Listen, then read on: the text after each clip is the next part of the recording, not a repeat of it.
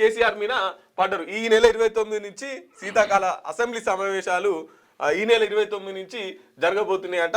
ఇప్పట్ల ZPTC తర్వాత MPTC ఈ elections లేవు.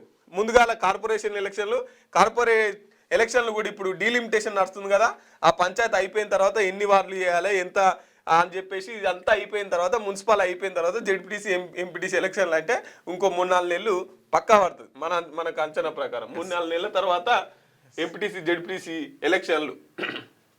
ఎందుకంటే ఇప్పుడు ఎంత 62% గ్రామాల్లో కాంగ్రెస్ పార్టీ గ్రాఫ్ 62% అంటే చాలా తక్కువ. ఇప్పుడు అధికార పార్టీ అంటే దగ్గర 70-80-85లో ఉండాలి అధికార పార్టీకి, కానీ 60% ఉన్నది. అంటే ప్రజలు అసంతృప్తితో ఉన్నారు. మళ్ళీ ఈ టైంలో ఎన్నికల పోయినాం అనుకో, ఆల్రెడీ వాళ్ళు సన్నాహక సమావేశాలు కేసీఆర్ ఇప్పుడు వస్తా అంటుండు, ఇప్పుడు కేసీఆర్ బయటకు వెళ్తా అంటుండు. కేటీఆర్ హరీష్ రావు ఉన్నప్పుడే 60% వచ్చింది. ఇక కేసీఆర్ బయటకు వచ్చిందంటే అది 40కి పడిపోతుంది. కాబట్టి ఇప్పుడు వద్దు, మళ్ళీ ఏదైనా పథకాన్ని ఊరికి అందేటట్టు ఏదైనా పథకాన్ని మళ్ళీ మొదలు పెడతారు.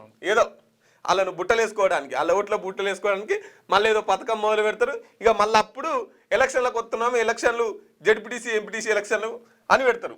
కానీ ఇంతమందుకు ఇప్పుడు సర్పంచ్ ఎలక్షన్లు గుర్తుల మీద కాలేదు కాబట్టి ఎన్ని అయినాయి అని అఫీషియల్ గా తెలియదు.